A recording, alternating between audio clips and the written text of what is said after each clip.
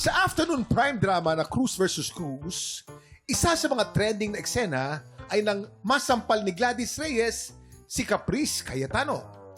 Sa eksenang ito, ilang magkasunod na sampal ang natanggap ni Caprice mula kay Gladys. A. 2 sampal. B. 3 sampal. Kuya Go. Kim, alam na alam ko yan. Alam mo. Close na close kami ni Gladys. Ay, talaga? Yes, ganito yan. Lights, camera.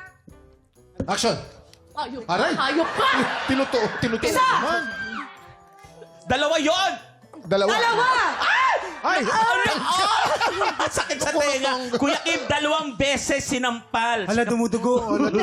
Dalawang beses sinampal si Caprice. Ayaw mo itatlo? Ayoko. Ang tawag doon, mag-asawang sampal. Sabog, sabog. Oh, sabog. Alamin na natin in 5, 4, 3, 2, 1. Hala.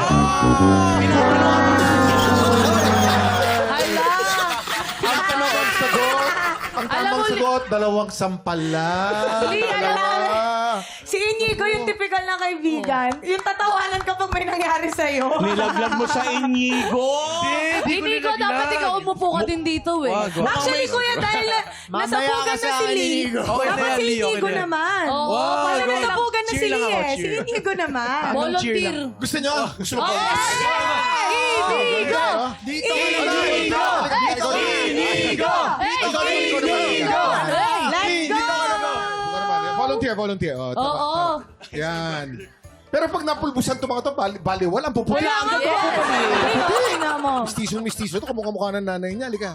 Ang nanay ni Inigo si Tanya, commercial model nung unang panahon. Yes. Noong 1990s. Ayan, okay ka na? Nasa Kuya, kayo matagal nung unang panahon, ha? Wala na po ako makikita. So, Tanya.